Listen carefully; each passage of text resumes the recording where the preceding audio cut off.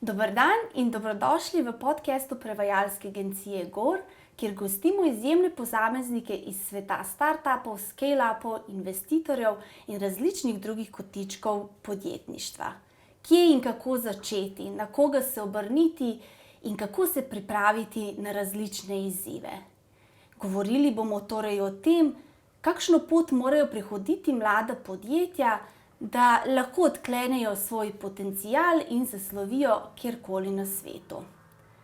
Danes mi je v čast in veselje, da se nam je na podcastu pridružila oseba z veliko začetnico. Zase pravi, da je največja strast podjetnikom pomagati, da se njihove ideje spremenijo v prave in uspešna podjetja. Svojim vsakdanjim delom krepi startup in na splošno podjetniški ekosistem v Sloveniji in širše. Investitorka, podjetnica, mentorica, believerka, bomo tudi to slišali v nadaljevanju, kaj pomeni. V prvem mestu pa tudi predsednica Poslovnih angelov Slovenije. Verjetno zdaj vsi vedo, da je z nami danes Nina Dremelj. Dobrodošla, hvala, da si se nam danes pridružila. Ne vem, ta seznam je kar dolg in verjamem, da se lahko še nadaljuje, tako da prosim še s svojimi besedami povej, kdo je Nina Dremelj, za tiste morda, ki te še ne poznajo. Živjo najprej, hvala za povabilo. Sem zelo vesela, da sem lahko del te inovativne ideje in same zgodbe. Kdo je Nina Dremelj? V bistvu je ena zelo brezvezna oseba, nič posebenega. Ampak moja strast je, tako kot si rekla, dejansko pomagati podjetnikom. Jaz sem zelo passionate about biti pa graditi dobre zgodbe, se pravi, res iz ideje skreirati podjetje, prisostvovati temu, pomagati, da ta stvar raste. To je res tisti moj driver, ki me vleče naprej. Kar se pa tako profesionalne druge plati tiče, poslovni angeli. To je bil tisti nek tak, rekla, prvi vrh v karieri, ko pač iz različnih izkustvenih korakov prežo take zadeve. Drugače pa moja strast je dejansko res upravljanje investicij v obliki skladov, v obliki portfelja in tako naprej. Aktivna sem na evropskem področju poslovnih angelov, kjer sem članica borda Evropskih angelov. To je mreža, ki ima čez 8000 članov. Vsi investitorji, pač ljudje, ki govorimo isti jezik. Aktivna sem pri sekciji startup-skala podjetij, za katero smatram, da je zelo pomembna pod okriljem Gospodarske zbornice Slovenije. Pa vlagateljica v DAF Fund, ki je bil prvi angelski sklad, ki je bil narejen v Sloveniji, ki ga vodi gospodarka Botina in tako naprej. Na zelo velikih stvareh sem tako malo inkorporirana, ampak bedim pa nad vsemi stvarmi zelo tako resno. Pa so tudi to stvari, mogoče bi kdo rekel, na prevečih koncih si, zelo se med sabo pogovarja, zelo so si podobne, tako da jih je potem tudi lažje usklajevati. Super, hvala za to dopolnitev.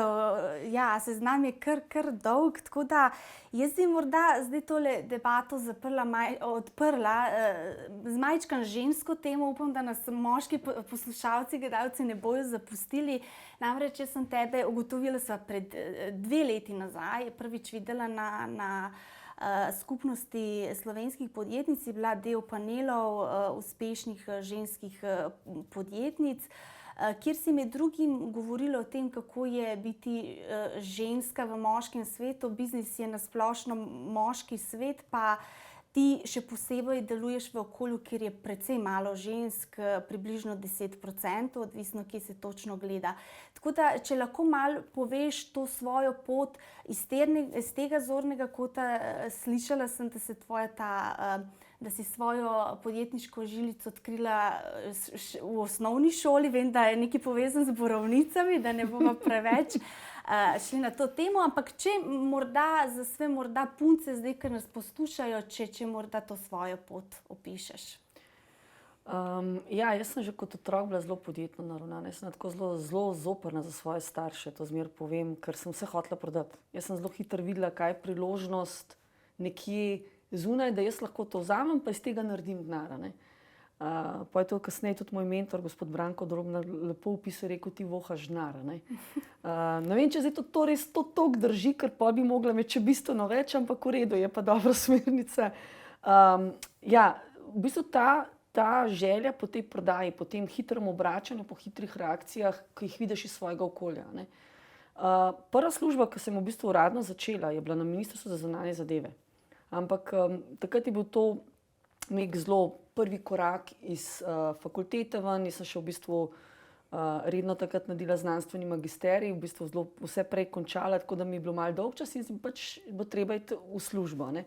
Kljub temu sem že od osnovne šole oziroma od 15 let ves čas delala. Da meni je bila šola tako malo zazravena, ne. Ampak sem to zelo resno jemala in tudi, kot rečeno, prej naredila vse in tako naprej. Sem šla na prvo službo na ministrstvo, ampak tam je bilo meni tako dolg čas. Meni je bilo res dolg čas, tako da mi je bilo za umret. In nekega dne sem pač sedela doma in sem se sama sebe vprašala, Nina, zdaj pa boš klinično umrla ali pa greš ven, ne.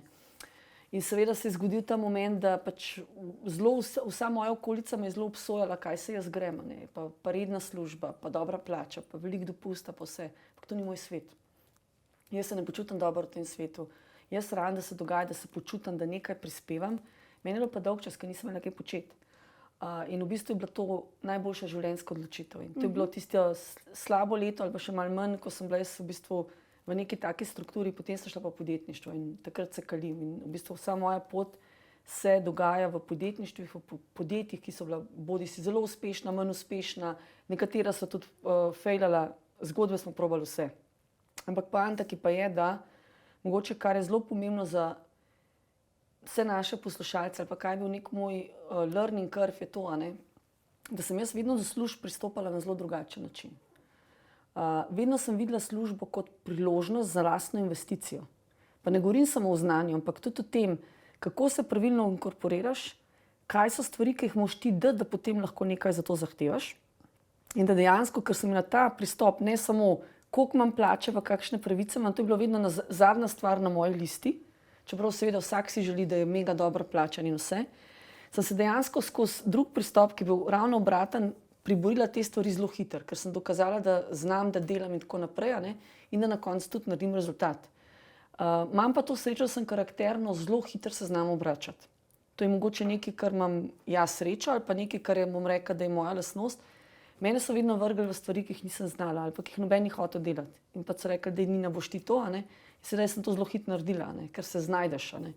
In to je tista dodana vrednost, ki pač ljudje, jaz mislim, da je treba gledati na stvari zelo, kaj jaz od tega lahko imam čez 5 let, čez 10 let, ali pa kaj meni to v življenju lahko pomaga. In zato meni nikoli ni bilo težko delati. In so bile zelo težke situacije ali pa zelo dobre situacije in z mene je bilo vedno isto, zmeraj sem lahko rinila naprej. Pač potem se je v bistvu z vseh podjetij, vedno sem bila zelo hitro, če so bila to klasična korporativna podjetja na visokih pozicijah, ali pa sem dejansko sama upravljala podjetja. Kasneje sem se tudi 2015 vrgla v ta svet startupov, ki je bil meni zelo blizu, zato ker sem že prej pomagala prijatelju pri startupu in tako naprej. In to kreiranje teh novih zgodb. In od takrat sem pa jaz res v tem startup svetu tako zelo globoko.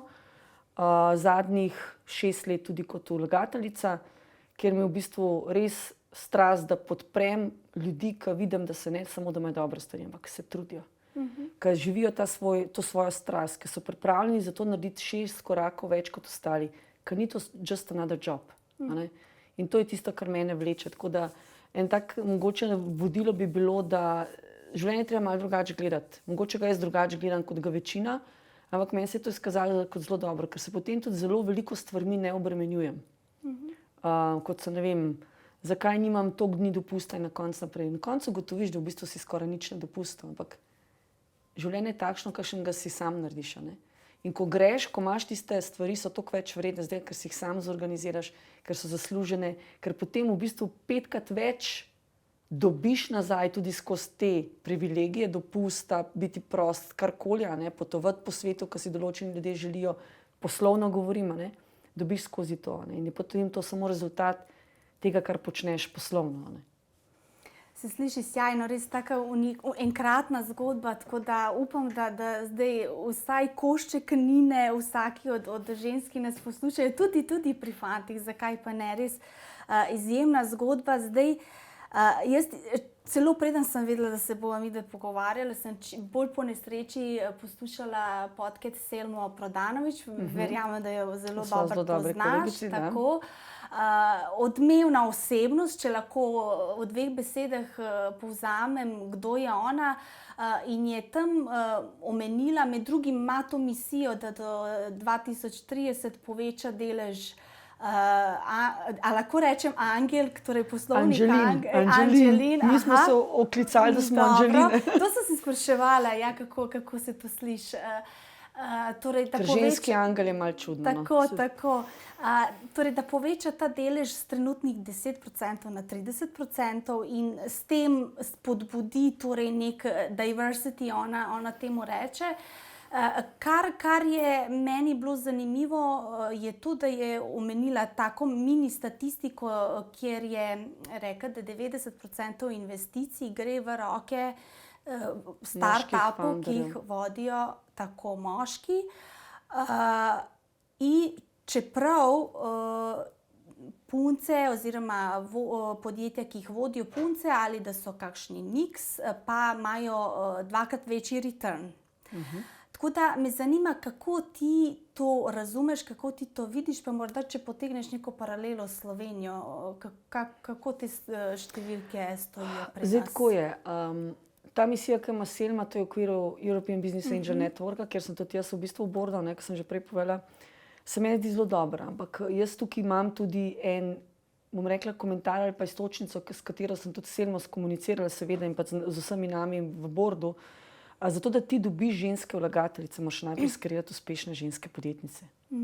Vlagatelji nastanejo zato, ker imajo nek presežek denarja osebnega, ki ga morajo skreirati s svojim biznisom. In tukaj imamo mi drug problem. Skreirati 30% ženskih vlagateljic ni težava, če bomo skreirali okolje, ki bo lahko skreiralo ženske vlagateljice. Vlagatelji smo tisti, ki moramo en korak več narediti. Se pravi, ko si uspešen podjetnik, se moraš potem tudi biti dovolj samozavesten, da presežek denarja upaš riskirati. To ni za vsakega. Niso vsi ljudje zadovoljni v takšni koži, nekateri so zelo, in to tudi ni igra na srečo, to je tisto zdravo risk takanje, se pravi zdravo jemanje rizika, kjer si mal drugačen, mal več si upaš, nisi pa čist tist ziharaš klasičen. Zdaj, kar se tiče v Sloveniji ali pa mogoče v svetu, ja, je statistično dokazano, tudi venture capital skladi, se pravi skladi tveganega kapitala, oziroma jaz bom rekel, ki je ta prevod tako zelo nehvaležen, skladi, ki spodbujajo zgodnje rasti, so uspešnejši, če jih upravljajo ženske. Predvsem so pa tudi uspešnejši, če že niso samo ženske, da so miks timi. Večina investicij, ki se jih tudi išče, se vedno išče, da so timi miks, ali pa saj potem se morajo zgraditi. Zato, ker mi smo si komplementarni, oba spola, in pač vsak spol pa gleda na investicije ali pa na samo podjetje zelo drugače. Zdaj, kaj to pomeni? Ženske vlagateljice ocenjujemo ali pa investiramo na drugačnih parametrih kot moški vlagatelji. Moški so zelo na številkah, zelo pogledajo poslovni model, kakšni bojo returni in tako naprej. Ženske veliko bolj dajemo na to, na te mehke veščine, na čustveno inteligenco, na kakšni ljudje zadaj stojijo, a mi konec konca se poistovetim s to osebo. In se zaradi tega tudi izkaže, da so določene, ne vedno, ampak so določene stvari, oziroma ženske vlagateljice so uspešnejše v povprečju od moških vlagateljev. Ravno zaradi tega, ker stvari gledajo drugače. Zdaj, kaj je pa super je pa, da se to skombinira. Kje smo v Sloveniji? Jaz sem dolga leta edina pri nas, ki sem to počela. Zdaj imamo kar nekaj, mislim, da pod okriljem poslovnih angelov smo zdaj že nekje na okrog 8 do 9% naših vlagateljev je ženskih vlagateljic. Smo tudi v bistvu najbolj aktivne, kar se tiče vlaganja. In se potrjuje tudi ta vzorec, da vlagamo drugače. Da druge stvari gledamo, da imamo tudi zelo dober nos, ta gut feeling oziroma, bom rekla, ta šesti čut, da zelo znamo hitro prepoznati tiste red flage v investicijah, ki jih mogoče kakšni moški vlagatelji ali pa moji kolegi ne vidijo. Ni pa to pravilo, tudi mi naredimo napačne naložbe, absolutno. Ampak ja, jaz še enkrat bi rekla, jaz mislim, da je blazno bolj pomembno to, da ne samo, da skreiramo ženske vlagateljice, pa ne samo, da naredimo podjetnice, ampak kaj ženska manjka. Zdaj, mogoče jaz osebno sem malo riska vrst, oziroma bom rekla, da sem v bistvu malo proti temu res hudemu ločevanju, ki se je začelo dogajati. Ženske v tem, ženske v podjetništvu. Zakaj? Smo mi zdaj druga čreda. Taka pozitivna diskriminacija. Ja, ampak zdaj ta diskriminacija je šla čez vse meje in zdaj se že dogaja to, da so ženske dali v posebno ogrado. Jaz mislim, da to ni v redu. Ne? Kaj ženska manjka v poslu, ta enakovrednost, ki jo želimo doseči, je to, da nas opremijo s pravim znanjem. Tega nam manjka. Dobiti priložnosti, da se ti lahko te iste stvari naučiš kot tvoj moški kolega. Dobiti priložnost, da greš skozi isto izkušnjo kot tvoj moški kolega v poslu, se pravi, da lahko posle zapiraš, da prideš sploh do te prave stranke. Jaz mislim, da je tukaj kor problem oziroma kor priložnost. Ne? In to bi mogli ženskim podjetnicam dati. In na drugi strani, da imajo ženske težavo s tem, da če imajo družino, pa se posla ne morejo iti. Zakaj? Jaz imam družino, pa super to kombiniram, pa so moji otroci ravno tako zrastli, pa so pridni v šoli, pa imam jaz doma vse urejeno, trkam, pravim, se pravi, pospravljeno in tako naprej. To se da, ampak to je vse stvar organizacije in razmišljanja, ki ga imaš v glavi. Če si ti sam postaviš meje, potem pač tako ne boš mogel nič narediti. Tudi v poslu boš težek. Če boš pa ti to videl, tako kot recimo jaz vedno pravim, jaz to gledam kot investicijo zase, je pa to priložnost. Boš pa vedel, zakaj rineš od tja in zakaj nekje ustrajaš in zakaj včasih delaš celo soboto pa celo nedeljo. Ker veš, si pa potem prost takrat, kad drugi niso. Oziroma, kadar želiš. In to so te drobne stvari, ki jih ljudje moramo znati prepoznati. In jaz mislim, da tukaj moramo mi začeti delati. Se pravi, dati ženskam jih opravnomočiti, oziroma v angleščini damo jim jigs and tools, dajemo jim orodje znanja. Potem je pa pot ista za vse naprej. Super, v bistvu si zdaj delno odgovorila tudi na par naslednjih vprašanj, tako da morda, če se poglobiva, si začela to temo sjajno. Zakaj je to manj žensk na splošno v biznisu, manj? Omenila si pri mlajših ženskah, ki imajo mlado družino.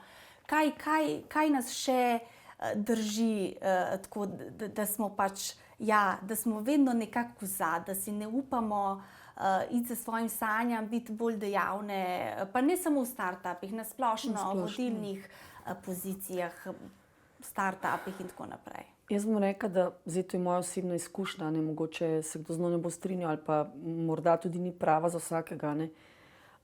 Je to zelo veliko odvisno od posameznice. Ženske se zelo rade postavimo v vlogo žrtev. Ne da se, ne morem, na drugi strani nismo lačne. Pa ne govorimo o uspehu, nismo lačne večjega zaslužka. Nismo lačne novih priložnosti. Znamo pa zelo hitro dobro pojamrati. Zakaj jaz tega nimam? Ampak pa to nisem za ženske, tudi za moške isto. Ampak jaz menim, pa moja osebna izkušnja je bila vedno, da ne moreš biti zadovoljen s 1000 evri, če jih lahko dobiš 1500. Razlika je samo v tem, da se moraš malo več potruditi, pa stegan pa narediti. Pa se spet pri tistem, koliko je treba, zakaj je treba določene stvari na določenih obdobjih v življenju investirati. Čas, energijo, zavzetost, vztrajnost, znanje, karkoli. Je zato, ker bo tem rezultat bojo te stvari, ki si jih želiš. Nič ne pade z neba. In pač podjetništvo je tudi tako, da v bistvu to ni job, to je življenjski stil, to je način življenja, kako ga živiš. S tem si ves čas prepleten. In zdaj to vzameš kot slabo, ali boš vzel kot dobro. Če boš vzel kot slabo, bo to vedno tvoje breme in ves čas te bo to morilo. Potem greš, tako osebe ponavadi grejo v službo od 8 do 4 oziroma od 9 do 5 in se celo življenje smilijo sami sebi, zakaj nimajo to kot drugi. Ampak to je na lažji način. Na drugi strani imaš pa ljudi, ki rečejo, ok, zdaj pa s tem nisem zadovoljen, kar sem recimo jaz, ker jaz nikoli nisem zadovoljna, vedno vem, da je lahko še več.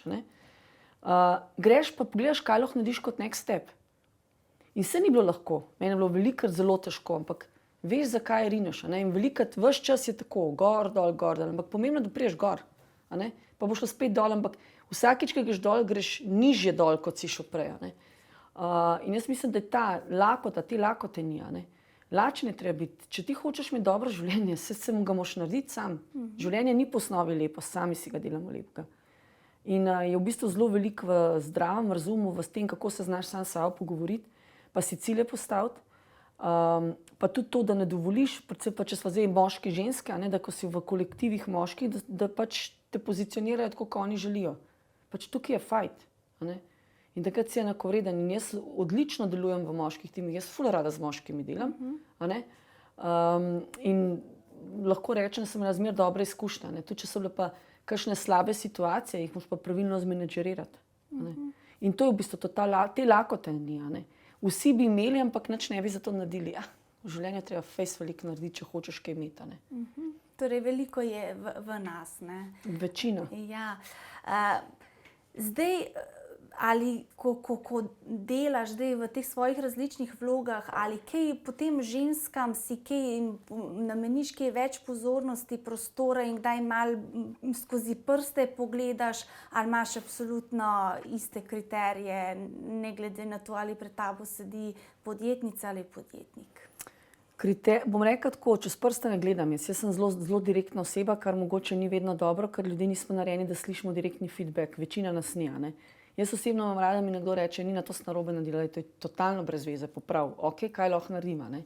Se pravi, da želiš ta feedback dobiti, ne maram, da mi to nekdo za hrbtom dela, ampak večina ljudi pa ni takih. Zelo neradi slišimo predvsem tiste negativne stvari ali pa tiste, ki nas brcne v rit, da moramo pa naprej iti, a ne. Pri ženskih podjetnicah zelo velikih mentoriram in predvsem tam bolj igram vlogo psihologa. Predvsem sem bolj tista, dej, glej, ne to tako gledati, potrudi se, narediti moraš to, ne jamrati, lej da se, tako bolj tista opora, bistveno več kot pri moških.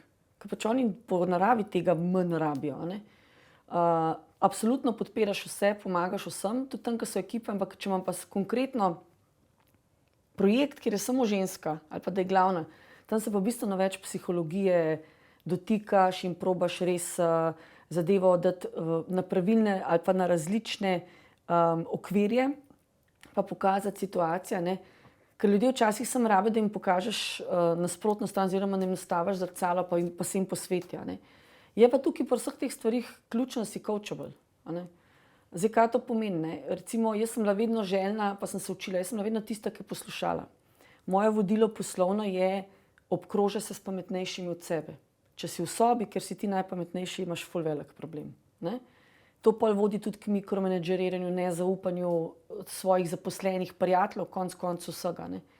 Jaz s tem nimam težav, jaz mogoče imam celo preveč, sem tukaj, bom rekla, na free, ampak si moraš zato ta prave sodelavce izbrati, ne. Kar trenutno imam recimo krasne ekipe, ki skupaj delamo in sem zelo zadovoljna. Ampak je to, ne,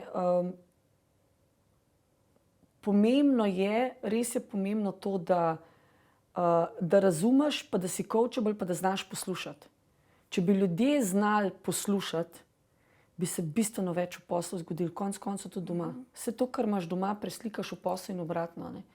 Težko je biti srečen v poslu, če imaš doma, ko prideš domov, razsulo vse, a ne. In obratno, a ne. Se pravi, da treba zelo dobro tudi te stvari menedžerirati. Saj nobenemu ni lahko, vsi imamo slabe trenutke, dobre trenutke v življenju na splošno, ne. Ampak to, da si odprta, ne, in da ti nekdo reče, glej, to si naredila narobe, ok, kaj sem naredila narobe, se te zaboli, ampak se naučiš, da znaš sprejemati te stvari, a ne. In da na koncu, da imaš okrog ljudi, predvsem, če si na vodilnih vlogah. Jaz vedno tako rečem, moja naloga je, da sem vodja pa menedžer, da upravljam te stvari, pa da pravilno vodim ljudi. Ni moja naloga, da sem na vsakem področju najbolj pametna pa največji ekspert. Zato imam jaz okrog zelo pametne ljudi, ki mene pripeljejo višje. Ker moja naloga je pa to, kar pa marsikdo težko dela, to je pa menedžeriranje oziroma še težje leadership, ne. In to se mi zdi, da velikokrat ljudem manjka, da se zelo zapenjamo v detajle, zelo hočemo imeti nazive. Kaj bo z nazivom, če ti nič ne prinese? Naziv pač jaz vedno rečem, kanvo imam, daj povej, naredimo čudeže. Sprintamo, kar hočeš, diploma, to, naziv hočeš, povej, ne. In pa ljudje se malo zamislijo, ne.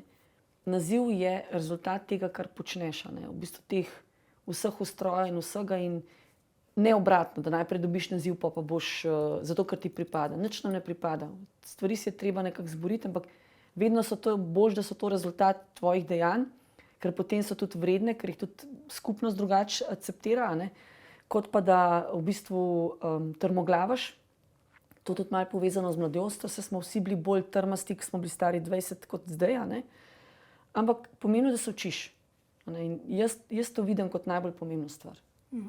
Super, jaz sem tudi brala, da ti veliko daješ na ekipo. Ti ko hočeš z nekom sodelovati, da opazuješ ekipo, kako oni med sabo komunicirajo in da če tukaj ti instinkt pravi, da to ni to, da se v to zgodbo ne vpletaš, ne. Tako da, daj mi to povej, to je morda ena izmed stvari, prej si to omenila, da delaš drugače kot moški kolegi. Jaz bom kar prebrala, da ne bom preveč parafrazirala.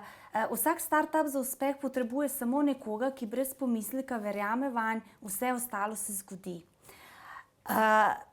To tako se sliši kot mama, starši, ki tako brezpogojno praktično verjamejo vate, to je pa prišlo iz tvojih ust, ki si tako sama zase rečeš, da si zelo stroga, zelo zahtevna. Pa daj to postavi v kontekst, torej tebe kot investitorke spet v kontekst napram drugim moškim kolegom, ki investirajo spet na drugačen način oziroma opazujejo ekipe na drugačen način. Ja, mislim, zdaj to ne pomeni, da moji moški kolegi ne gledajo ekipe, da se ne bomo narobe razumeli. Ne. Ampak meni je tako, vedno, zdaj bom rekla, ali investicijo, ali pa konec koncev podjetje, v katerega greš, ali pa konec koncev doma družina, ne, ali pa otroci, ne, če je tisti, ki jih imajo. Ne. A boš ti delal na tem, da bojo odnosi dobri, pa veš, da če niso dobri odnosi, da pač, če ne boš tega nekako rešil, na dolgi rok to ne bo funkcioniralo, ali pa si zgradiš, da imaš dobre odnose, oziroma se ukvarjaš z ljudmi, s katerimi lahko imaš dobre odnose. Ne.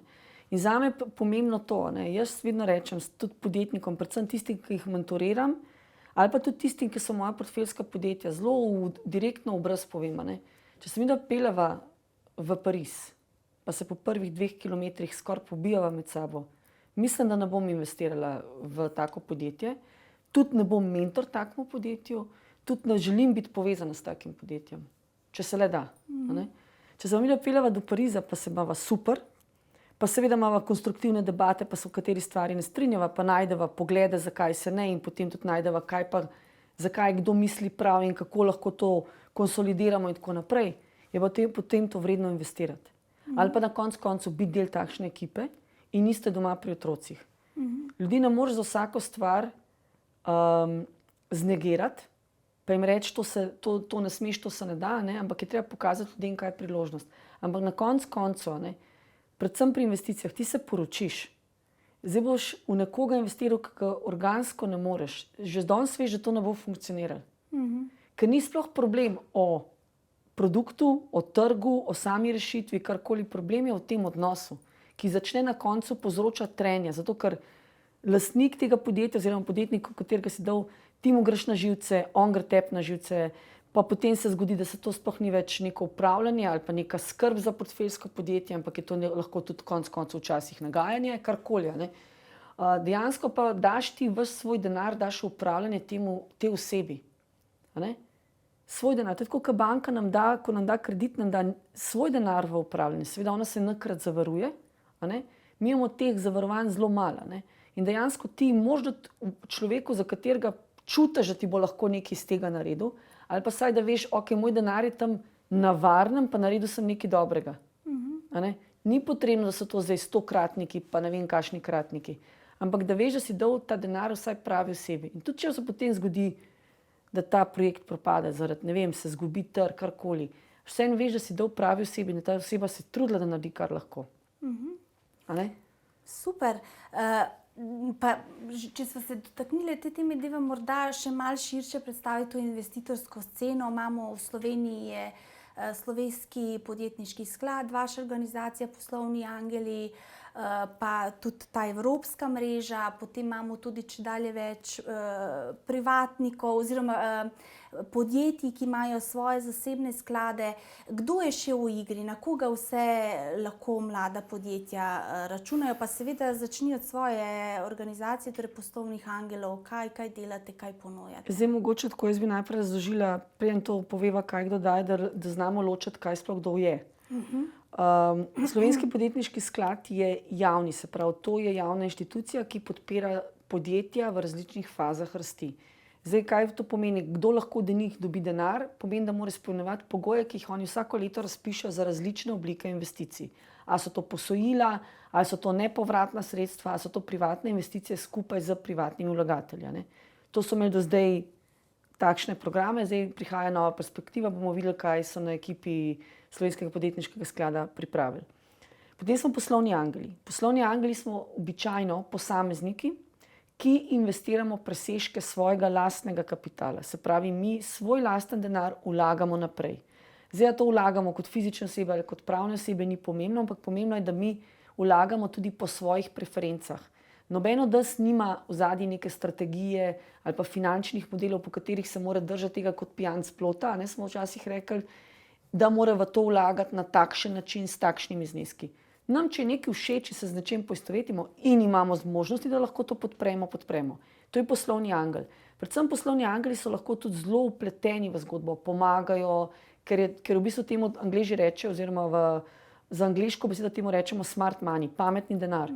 Povezave, odpiranje vrat, komunikacija, pomoč, prihod na trge.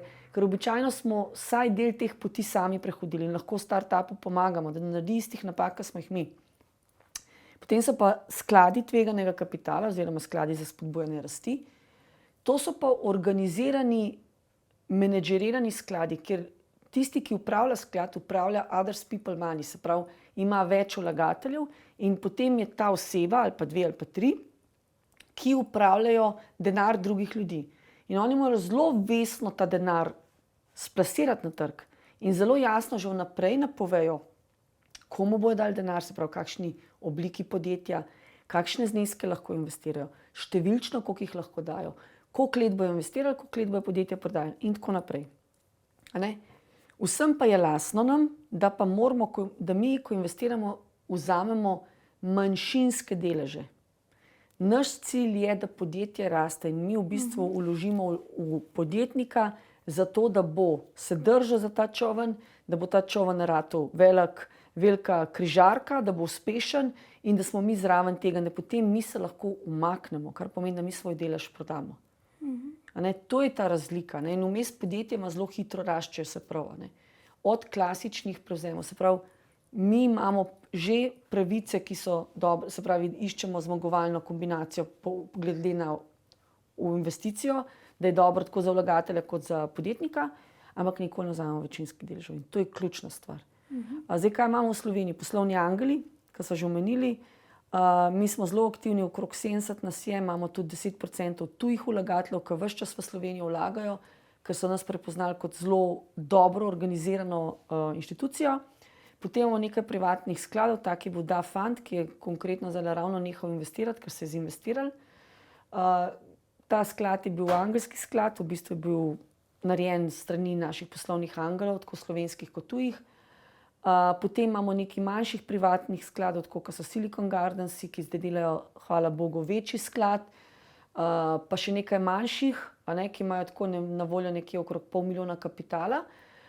In pa zdaj za novo perspektivo prihajajo tudi 3 prvi skladi, ki bodo podprti strani Evropskega investicijskega sklada. En bo za deep tech podjetja, se pravi čiste inovacije, ki prihajajo iz znanstveno-raziskovalnih sfer, tako privatnih kot javnih. Drugi bo za rast, se pravi klasičen venture, in tretji bo succession oziroma nasledstveni sklad. To bo pa sklad, koliko je bilo v bistvu dejansko predstavljeno, bomo videli, kaj na koncu bo pol tudi realizirano, ki bo skrbel predvsem za podjetja, ki nimajo nasledstva.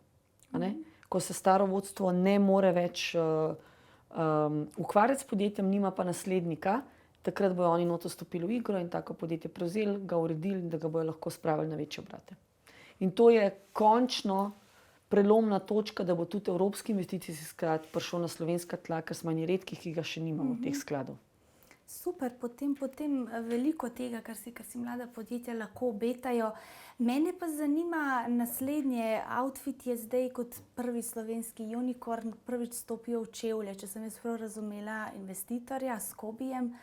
Tako da mi povej, ali veš, ali misliš, je to zdaj enkratni dogodek, ali se to bo ponovilo, kaj to lahko pomeni za slovensko startup sceno? Mislim, osebno moje mnenje je to, da je Outfit stopil v startup, to ni nič takega. Pomembno je predvsem, koliko jim bojo lahko pomagali.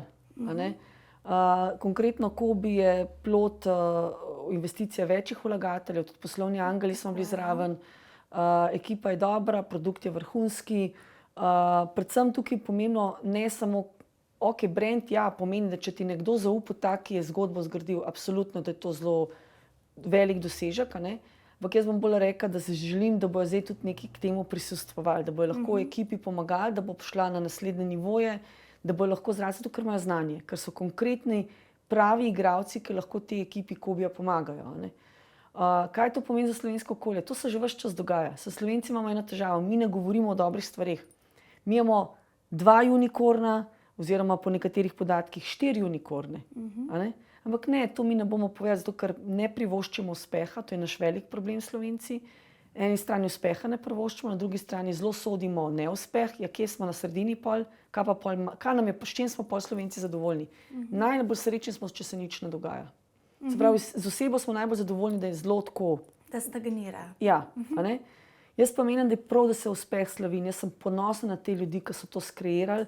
Imamo veliko uspešnih slovenskih start-up podjetij, ki delajo bodisi v Sloveniji, bodisi so v tujini, ki ogromne denarje obračajo, pa sploh o tem ne govorimo. Pa je bilo mogoče enkrat čas, da se te stvari povejo na glas, ampak nočejo ravno zaradi tega, ker bo takoj prišlo do obsojanja, ne. Je pa to znak, da se ta zadeva začenja veliko bolj prebujati. Čeprav je že aktivno, v Sloveniji se investicije zadnjih 10 let zelo aktivno dogajajo, a ne. To ni nekaj, kar bi bilo za zanemariti. Se pa manj govori, je pa tudi res, da je to bolj zaprt svet, a ne. Potem je bolj na tem, koliko start-up podjetniki so pripravljeni povedati, ali pa na koncu tudi vlagatelji, kam so vstopili, kaj komunicirajo navzven, a želijo oni in tako naprej. Ne. Tako da to je case by case pride do konca, ampak je pa to dober znak. In jaz sem vesela in v bistvu ful ponosna na ekipo Kobija, da so to uspeli zapreti. Vem pa, da bo še kar nekaj takih caseov sledili. Ne, govorim se z Outfitom, na splošno, ker se je korporativni svet začel zavedati, da so start-upi za njih insurance, se pravi zavarovanje.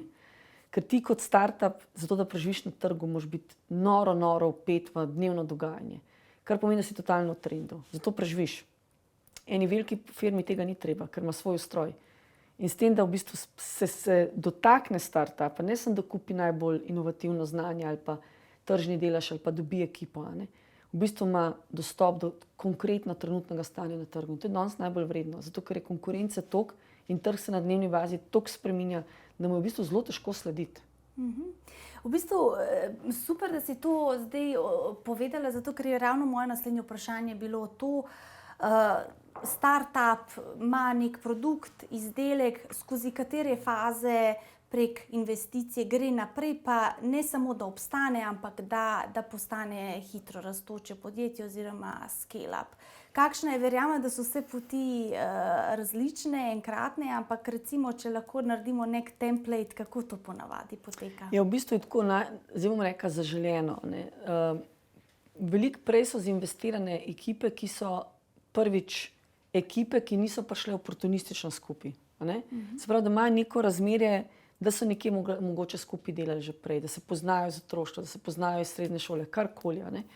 Drugo je, da imajo nekaj izkušenj, da so nekje to stvar že na tak način, kar zdaj prodajo ali pa želijo prodati, delala, ne. Zdaj startup gre lahko čez različne faze, lahko pride v fazi ideje, a ne. Slovenci oziroma ta regija je zelo tradicionalna, težje investiramo stvari, ki so v fazah ideje. Se pravi, najbolj pomemben parameter za dojeti za slovenske podjetnike je to, da mi nismo Amerika. Če hočeš fundraisati, to pomeni iskati denar po parametrih Amerike, potem pojdi v Ameriko, ustanovi tam podjetje in se bori na trgu, a ne. Ni tako easy, a ne. In imamo pa največkrat problem, ko slovenska podjetja hočejo biti vredna, pa iskati denar po parametrih Amerike. Zakaj si pa tukaj, a ne? Ni to tako, a ne. Ko si v regiji, se moraš prilagoditi in prilagoditi se moraš parametrom. Mi smo pa bolj zahtevni vlagatelji, bolj smo konzervativni, več hočemo imeti, kar pomeni, težje je samo idejo zinvestirati. Zelo super je, da ima podjetnik nek traction. Ta traction pa pomeni neka dokazljivost, sledljivost nečesa. En pilot narejen, validiranih toliko kupcev, upravljenih toliko intervjujev, da bi to storitev ali pa produkt imeli. Karkoli, mogoče že zgenerirane prve prihodke, ki so sicer lahko zelo majhni, ampak kaže na to, da je potencial na trgu, a ne. In potem ta podjetja običajno pridejo po angelski denar najprej, prej se financirajo po logiki 3 oziroma 4 F-jev, family, friends, full and founder, a ne. Se pravi, tistih, ki so okrog, ki jih podprejo brezkompromisno.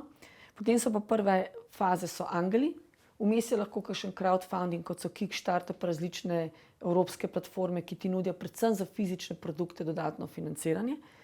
Kasneje gremo v VC sklade, se pravi sklade tveganega kapitala, in kasneje pol v teh skladih tveganega kapitala več kategorij, več denarja, kot rabiš, večje sklade napadaš, kasneje pa potem lahko greš pač na borzo, to so redki primeri, pa tudi to ni več zdaj tako moderno. zato ker se pač to se je malo izjalovilo oziroma malo prevelik hype smo ustvarili, kar se tega tiče. In v bistvu za podjetnika je pomembno zelo to, a ne.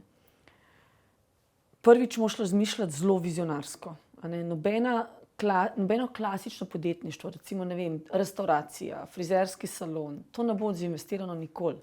Zakaj? Zato, ker to ne more prinesti nam donosa.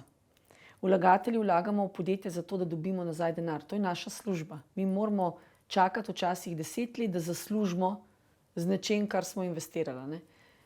V bistvu bolj kot prideš z izdelano vizijo, kaj hočeš, in da ta vizija je podprta s številkami, s pregledom trga, da narediš domačo nalogo, z intervjuji, z mogoče prototipom produkta, če je to fizičen produkt, prototipom software rešitve. Temu mi rečemo, da narediš vsaj MVP, minimal viable product, najosnovnejši produkt, ki je sprejemljiv, ne. Je to pol te pelje skozi poti, a ne. In običajno, ko prideš do vlagateljev, je tudi smiselno te ljudi poslušati, ker te sprašujejo pametne stvari, kar pomeni, vprašate točno to, kar tebi manjka, zakaj tega nimaš. In s tem, ko v bistvu potem greš nazaj, lahko te stvari nadgradiš, a ne. Res dobri podjetniki, startupovci so pa tisti, ki bistveno več sprašujejo oni vlagatelje kot pa obratno, ne. In tak zelo hiter denar dobi, zato ker ve, za čem stoji, na čem dela, kaj ima, kako se stvari nastavijo in obnašati se je treba zelo zrelo, a ne. Pa lačen moraš biti. Lačen moraš biti velikih številk na trgu, hitre rasti, vsega, ne. In mogoče, kar je najbolj pomembno, ne, da v bistvu startup podjetja niso to, kar pač mora biti zaradi razpisov, ne. Podjetje, ki je mlajše od 5 let in tako naprej. Startup podjetja so podjetja, ki so zelo inovativna, ki imajo možno hitro rast in ki morajo dokazati svoj poslovni model. Ko svoj poslovni model dokažejo na trgu, takrat niso več startup podjetja. In še ena stvar, ki je pomembna, ki jih loči od klasičnih, je, da ta podjetja običajno sprejemajo investicije. To pa pomeni, da ko ti sprejmeš investicijo, se odrečeš dividendam. Dividend v startupih, dokler niso res veliki profiti, običajno ni. In to je ta razlika, ker vse gre v rast, vse gre za namen hitre rasti, da ti vrtiš denar in da čim bolj rasteš po lestvici. Rata pa ta statistika, kako še zmeraj drži ta statistika, en izmed 10 uspe, ali je to neka druga številka? Kako ti to številko razumeš? Ta statistika je tako zelo odvisna, s kom govoriš, ne. Mi smo v bistvu pri nas pod našim okriljem angelov zelo v bistvu ta trend obrnili v kontrasmer. Več, ko se ti z primerom ukvarjaš na začetku, bolj, ko se ti osredotočaš na procese, ne. Večina podjetij umre zaradi procesov. 70%. Ne zato, ker nimajo trga ali pa ker ni bilo ekipe. Ljudi lahko nadomestiš, pa jih obrneš, sicer traja, pa je to neko pivotiranje, ampak procesi so ključni, a ne.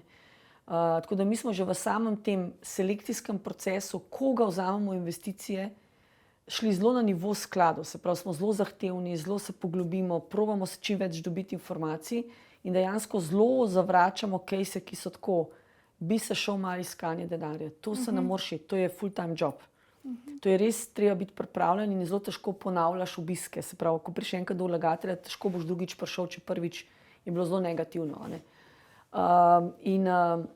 Smo ta trend v bistvu zelo obrnili, ne. In v bistvu jih zdaj bistveno več preživi, bi lahko rekla, da če včasih sta 2 od 10 dokaj dobro naredila, en je pa res outperformal, smo zdaj obrnili, v bistvu imamo skoraj ne več umrljivost, pa imamo dobra podjetja, pa imamo res izjemna podjetja, ne. In cilj je, da tudi tista, ki niso mogoče potencialni unikorni, so dobra podjetja, ki čez čas lahko prinesejo nek denar, ne. Si že omenila razlika med Evropo, Ameriko, na katere trge so startupi slovenski najbolj obrnjeni, pa kaj pa preostanek sveta? Vem, sva se prej pogovarjala, da naš gost bo tudi Darko, vem, da je bil v Izraelu, da je bil popolnoma navdušen. Kje bi najraje startupi posodovali, pa kje jim to dejansko uspe? In morda, če je to kaj odvisno od panoge, v kateri so dejavni. Ja, zdaj tako je, ne. Tule imamo dvoplastni problem ali pa izziv, bom temu rekla, ne. Večina slovenskih startupov, vsi vemo, da mora iti ven, ker slovenski trg je premajhen, včasih še dovolj zatesni, a ne. Pač kupno moč rabiš, a ne. Je pa super, ker lahko doma na zelo majhnem prostoru kar veliko validiraš, a ne, pregledaš, da stvari delujejo. Na drugi strani imamo pa izziv, ki je zakonodajni. Slovenija ima eno najbolj rigidnih, pa neusmiljenih, pa zdaj se še slabša dejansko zakonodaj, ki ne omogoča prvič vstopu tujega kapitala v slovenske startupe, ker je proces tako zahteven, da vsi obupajo, ali pa enostavno se ciklamo v rat raceu, se pravi v začaranem krogu. Ne moramo dati, kot startup podjetniki, ne morejo dati opcij za zaposlene, ki je običajno edini vzvod, da ti lahko dober kader dobiš v podjetje, da mu daš delež, opcijo na delež in da potem s tabo v istem čolnu rine in verjame v to, kar gradita ali pa gradijo. Nimamo davčnih olajšav za vlaganja, kar je ful velik problem, smo eno redkih držav. Hrvati so jih uvedli, Avstrijci jih bojo uvedli s 1.1.24. Vsi okrog jih imajo, Slovenija edina, ki jih nima, ker pri nas ljudje ne razumejo v javni upravi, v odločevalskih funkcijah, da z istim denarjem trikrat davek plačaš. Če bi imeli davčne olajšave, krasen primer je Velika Britanija, ki je to naredila. In kaj se zgodi? Slovenska podjetja zato, da lahko dobijo kapital, ker doma ga imamo do enega nivoja, običajno nekje tam 500.000 imamo denar, potem prijo večji skladi, ki vlagajo od 1,5 milijona in vmes imamo luknjo. In po ta denar med 500.000 ali pa 700.000 do milijon je treba to tujino. Včasih je treba že za manjši denar vaniti.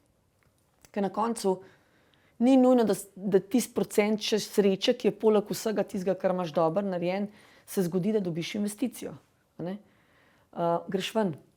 In kaj se zgodi? Prva zahteva tujih vlagateljev je presel podjetje. In večina slovenskih podjetij je v Ameriki, ker ima zelo easy proces, da ustanoviš podjetje, pritimač v parih urah, pol ure dejansko. Zelo jasno davčno zakonodajo, zelo jasen in hiter pa transparenten vstop vlagateljev v podjetje, v lastniško strukturo. Drug tak primer je Velika Britanija. In na koncu kaj imaš? Abnormen trg, ki seveda ni lahko, se tudi Amerika ni lahka, ampak to je pot slovenskih podjetij. In potem imamo mi slovenska podjetja, ki imajo samo slovenske ekipe, ker niso več slovenska podjetja, ker so tuja podjetja. In se davki plačujejo v tujini in se dobički delijo v tujini in tako naprej. In to je v bistvu zaskrbljujoče. Je pa to neka naravna pot. Zelo veliko se jih zdaj usmerja na Arabske Emirate, konkretno Dubaj. Zakaj? Zato, ker je mekara, ker je tam zelo hiter, velik trg, 3-milijonski trg je samo Dubaj, kje še vse ostala Saudska Arabija, ki je in tako naprej.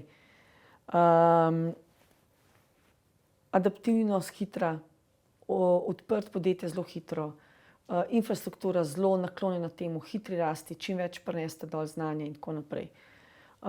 Prej si omenila Darkota, ja, Darko je bil tudi v Dubaju, bil tudi navdušen, Izrael, absolutno, jaz mu čisto verjamem. To je dežela inovatorjev, inovativnosti, tam je vse hitro. Jaz sem hitra, pa verjamem, da so oni še hitrejši. V tem se pravi, meni so oni, njihov mindset pisan na kožo. In moj kolega, ki je nazadnje imel, on je Izraelec, sicer živi v Nemčiji, Ran Davidson je lepo rekel, če vsi Nemci pa nemško govoreči svet, kar tudi mi smo, ker imamo to zgodovino, dela evolucijo, delajo Izraelci revolucijo. In to je ta izziv, problem, ki ga mi imamo. Mi tudi konstantno razvijamo. Izraelci imajo čim prej na trg, in tudi ko imajo Američani. Ampak ta pot slovenskih startupov seveda greš v tujino. Na drugi strani so slovenska podjetja dobro pozicionirana, predvsem, če imajo nekaj tujih trgov v Evropi, ker mi moramo 27 trgov napadati ločeno, vsakega je treba na novo napasti. Tako podjetje, ki izkusi 2-3 trge, pa je na trgih zasidrano, je noro vredno. In tudi dobro, ker je uspelo to pravilno pozicionirati in je na teh trgih. V Ameriki imaš ti en trg, kljub vsemu dokaj enoten, govorimo z jezikom, za valuto in tako naprej. Pustimo te lokalne prilagoditve. Mi pa na vsak trg, ki gremo, je treba lokalno oddelati vse od začetka do konca. In to je dodana vrednost. Smo Slovenci zelo pridni, zelo marljivi, radi ljudje poslujejo z nami v tujini, premalo se znamo še vedno pohvaliti, pa zadnje čase opažamo, da smo zelo premalo lačni, kar pomeni, da tudi nimamo več tako kvalitetnih startup podjetij. In si želim, da bi se ta trend malo obrnil, da bi spet prišli ljudje, ki imajo vizije, ki stojijo za njimi, ki verjamejo v to, kar delajo. Ja, baje te spremembe, ker si to ti sama omenila, v Slovenskem podjetniškem skladu bo tudi v to smer, da k njim pride čim več inovativnih podjetij. Tako da upam Upam, da vam bo vse vam ratalo. Omenila si zdaj, slovenska podjetja mora dejansko 27 trgov odpreti. Kaj dejansko pomeni odpreti trg? Na koga se morajo obrniti, kaj morajo storiti, da lahko greš in odpreš podjetje, ne vem, v Nemčiji ali v Ameriki? Katere vse službe moraš aktivirati? Zdaj, zelo odvisen, kaj je tvoj produkt oziroma rešitev, pa na kakšen način vstopaš na trg. Temu se reče, da mora narediti go-to-market strategijo. Ves vstop na trg je baziran iz tega, kaj je tvoja rešitev oziroma produkt. Koga običajno prvo pokličeš? Odvetnike. Zakaj? Start-upi, odvetniki, pa tiste, ki imajo intelektualno lastnino česa. So to odvetniki ali pa prav zastopniki. Recimo, mi konkretno ves čas delamo in to je pač tudi nekdo, ki so meni zelo blizu, z Novak.lo, Enlo, Novak Nejc pa njegova ekipa, Enlo. Oni imajo v ZDA pisarno, imajo na Hrvaškem pisarno, imajo v Sloveniji, se pravi, greš do njih in odpreš podjetje v ZDA in ti to speljejo. Zakaj je pomembno, da imaš ljudi, ki vejo pa kar razumejo? Zato, ker je toliko zakonodajnih hakeljcev, ker je toliko nekih operativnih napak, ki jih lahko narediš. Konec koncev tudi IP, to je intelektualna lastnina. Slovenci ne posvečamo temu veliko pozornosti. Greš pa ti v ZDA, v tujino, se pa vse samo okrog tega vrti. Blagovna znamka, know-how, business secret, patent potencialno, kako boš vstopil, koga ščitiš, kaj na spletni strani, kaj ni, konec koncev GDPR in tako naprej. Te stvari treba imeti urejene. Ampak vse izhaja iz tega, kako jaz lahko na podlagi featurejev, se pravi, lastnosti svojega produkta in moje ključne stranke vstopam na toj trg. Ker je to zelo različno. Lahko greš po sistemu franšizinga, lahko greš po sistemu distributerjev, lahko strateške partnerje iščeš, lahko sam vstopaš prek spletne prodaje, prek social medije. Odvisno, kaj je tvoj produkt, zato je pomembno, kako ti do tvoje stranke prideš. In potem običajno najprej poiščeš nekoga, da ti podjetje odpre.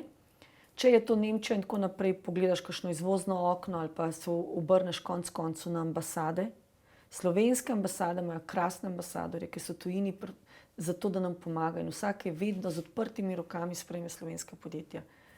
Poiščejo ta pravi ljudi, dajo kontakte, konec koncev pomagajo. Pa se ne spomnimo na njih. Skupaj seveda v sodelovanju s temi konkretnimi strokovnjaki z teh področja. Tudi če je to spletna stran. Spletna stran mora imeti neke svoje zakonitosti. Podjetje moraš tam odpreti. Potem je drugo računovodstvo.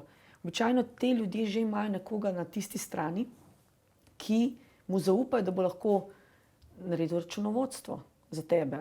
Tako naprej. Ampak ne vse sami. To je spet zelo tipično slovensko. Bom jaz to raj sama, zato da bom 5 evrov prevrčeval. Dajte iti do strokovnjakov, ker te ljudje prvič hitro naredijo kvalitetno in za tem, kar delajo, stojijo. In pravilo v startup svetu je, česar ne znaš sam, outsourcaš. Tvoja vloga je, da v bistvu greš fokusno po črti, ki si jo zadal. In čim več stvari potegneš iz trga, ki so zate dobre. Ti pa delaš to, kar si najboljši. Super.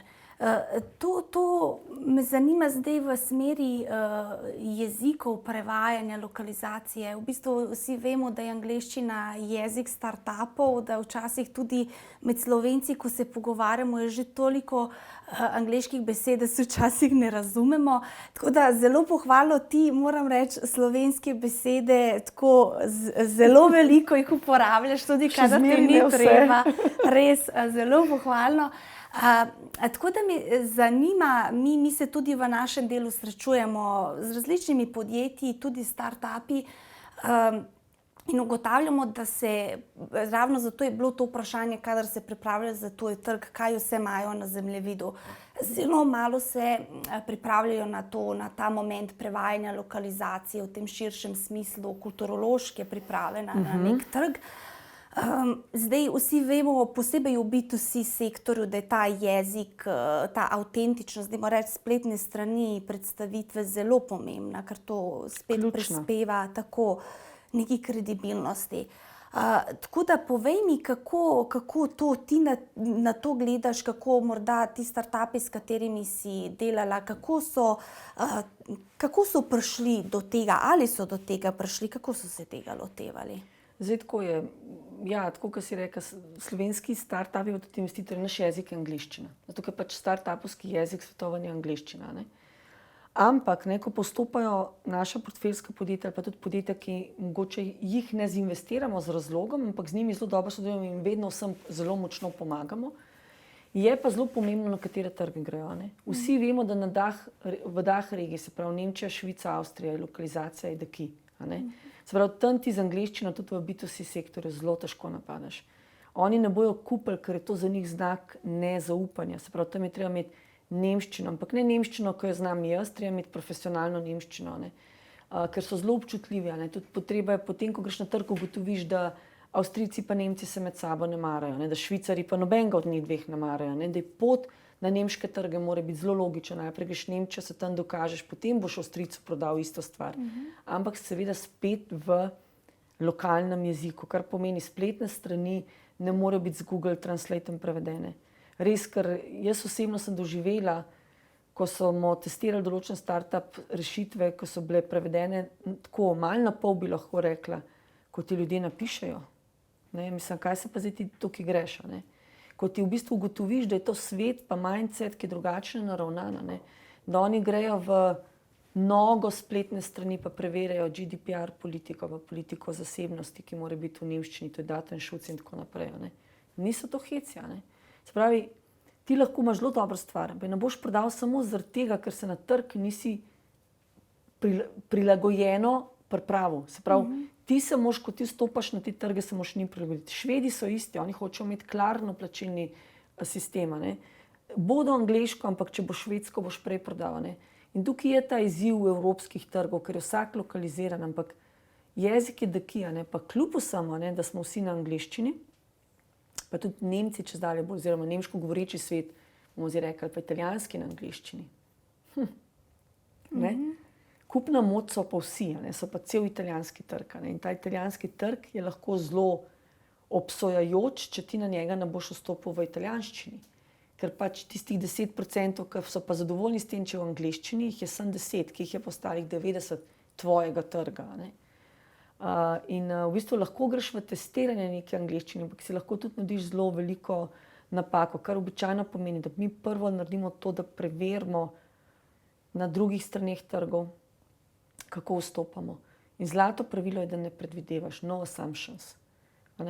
Ne predvideva, to je bila tudi moja napaka pri podjetju, ko smo ga imeli v Avstriji, ko smo se določene stvari lotili, pa smo rekli, ja, vse Avstrijci pa Nemci pa delajo to pa to. Ne delajo tako, glih totalno 100% drugače bilo. In ne moš predvidevati, na trg moš vstopati po pravilih svojega poslovnega modela, po pravilih strategije, ki si jo zadal, zato da veš, kaj so jasni koraki in da potem ti lahko te korake popravljaš. Ker če nimaš tega, ne moš popravljati. In po na koncu ugotoviš, da je na trgu točno 100% drugače, kar si ti predvideval. In da ja, na koncu mora biti lokalen jezik in je to zelo pomembno. Ja, mislim, kakor smo se prej pogovarjali, to so zelo inovativna, tech-savvy podjetja, to pomeni Google Translate, DeepL, ChatGPT zdaj po novem celo revolucijo naredil, tako da ogromno vsebine se generira na ta način. Konec koncev se z istimi orodji pomagamo tudi v agencijah. Ampak mnogokrat pridemo v situacijo, ko podjetja rečejo, se bomo lahko sami, saj mi imamo vsa ta orodja, imam malo sestrično, ki zna angleško, nemško. To je tipičen slovenski primer. Tako, in se potem lahko prigodijo taki neki lapsusi, ki lahko dejansko znamko čist povozijo nekje na trgu. Tako da, daj mi povej, v katerem potem trenutku morajo strokovne agencije ali prevajalci stopiti na sceno. Mi nekako zagovarjamo, da bi se naša vloga, naše mesto pod soncem moralo začrtati že nekje v strategiji. Tako kot strategije. Zelo na začetku, se strinjam. Zato, ker v bistvu tako je. Običajno, ko ti stopaš na tuje trge, je recimo spletna stran tvoje ogledalo. Če si ti v biznisu, recimo tako, kot je moj, zame je spletna stran lahko dodatek, ki se jo v bistvu ne rabim. Meni osebno je vsem, kakšna je, če sem iskrena. Ampak, ker moj način prodaje je drugačen, pa moj način posla, pa poslovnega modela.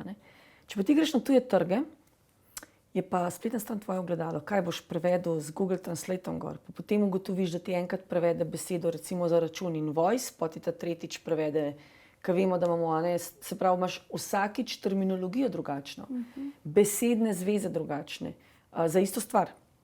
To je lahko velik problem. In presenečeni smo, koliko ljudje so lahko zelo obsojajoči in smo. Mi smo vsi zelo znamo povedati. Srečen si potem lahko, če si na trgu, ki je zelo, temu rečemo, vocal, glasen, pove, kot je angleško govoreči trg, priješ pa na nemškega, ti pa nič ne povejo. Oni samo zapustijo spletno stran. In to je v bistvu potem si ti v temu krogu ciklanja, ko ne veš, zakaj ni nakupov, sploh če to spletna prodaja, ker te enostavno te odpikajo. Naredil si pa par ključnih napak. Eno je, nisi pravilno dal, drugo je recimo, da ne preveriš, recimo, kot smo tudi mi testirali. Enkrat smo prodali v Nemčiji isto stvar kot v Avstriji, pa smo nekje dali za vključeno poštnino, nekje pa ne. Kaj so šli, naredili so pa so kupili na avstrijski spletni strani, ker je bilo ceneje. Te psihološki momenti. Ker ljudje prvič ne želijo biti prevarani, imeti občutka, ne želijo imeti občutka, da si jih izdal, pa želijo imeti občutek kvalitete. In zdaj moraš to zagotoviti skozi ta vstopni kanal, skozi to ogledalo.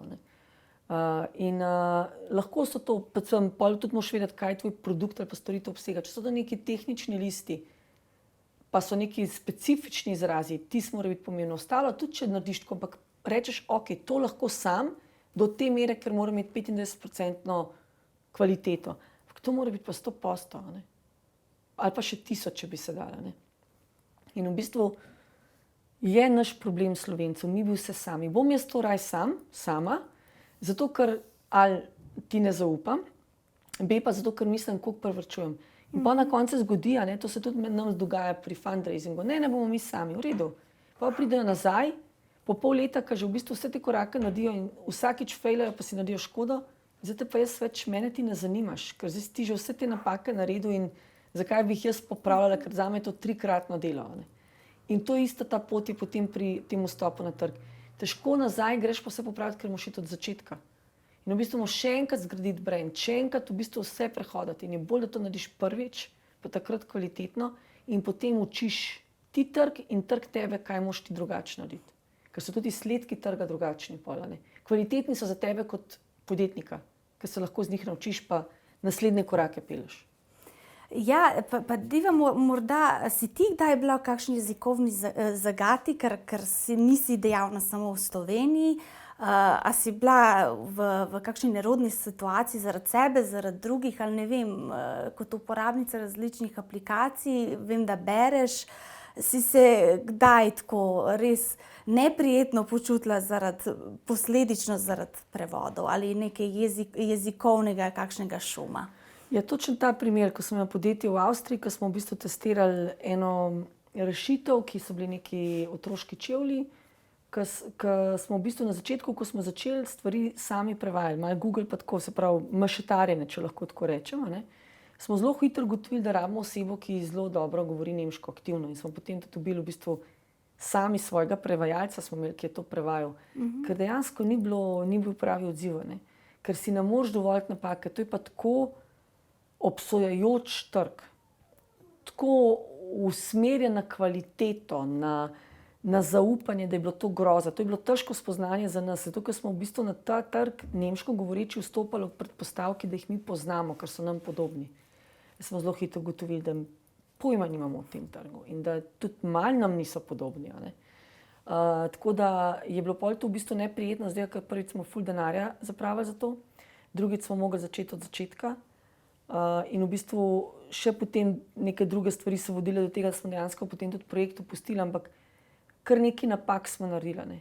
Tudi jaz sem se veliko mogla naučiti skozi svoje lastne napake. In v bistvu največji learning curve oziroma learning je bil, da na trg ne moreš vstopati, če ga prej ne pripraviš se na njega ali pa ne narediš domače naloge in da ne smeš predvidevati. In to vključuje tudi to res lokalizacijo jezika, ker recimo lep primer je bil, ko je moja ekipa, ki so bili Avstrijci, klicala v Nemčijo, nemške stranke in ko so slišali na glas Avstrijski, so jim telefone dol vrgli. Tukaj se zaveš globine izziva. Mislim, govorijo vsi nemško, ampak to je tako, kot bi rekel pri nas, ne vem, Primorc pokliče Štajerca, pa mu telefon dol vrže. Ampak Se lahko zgodi. Ja, razumem, ne, točno to, ne, ampak mi govorimo o narečjih, ne Ja. pa o jeziku. A ne. Ja. Tam se je pa zgodil moment, ki je bil zame tak zelo ledeni tuš. Aha, ok, ne, tudi za ekipo, ne, ok, telefon so mi dol vrgli. Wow, kaj pa zdaj, a ne? Kako zdaj dostopa do take osebe, a ne?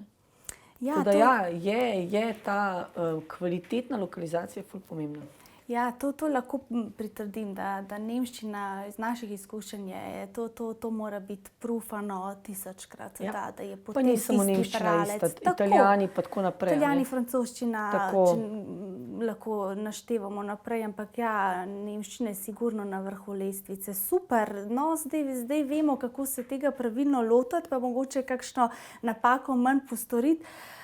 Bova počasi zaključili, zdaj poletje, malo še delaš, boš počivala, potem pa od septembra spet akcija, kaj novega pripravljate. Prej sem ti omenila, da sem se z Majo, da smo se pogovarjali. Ogromno enih stvari bi naštela, tako da a je karkoli novega, kar lahko razkriješ, kaj nas čaka v naslednji sezoni, če tako lahko rečem. Joj, plani so veliki. Ja, zdaj smo ravno danes pripravljamo nov krog investicij, se pravi nove kroge za investiranje, start-up podjetja, zdaj bojo počasi šli v proces. Kar nekaj bo konferenc, ki bomo mogli na njih iti, od e-banovega summita v Bruslju do Engage konference v Pragi, do obiska naših Madžarov. Pogovarjamo se z obiski Izraela, strani vlagateljev. Potem je ZDA na tapeti in tako naprej. Jaz osebno se ukvarjam z tem Deep Tech skladom, zato ker smo bili izbrani in potrjeni kot ekipa strani Evropskega investicijskega sklada, da lahko prevzamemo mandat za Slovenijo in Hrvaško.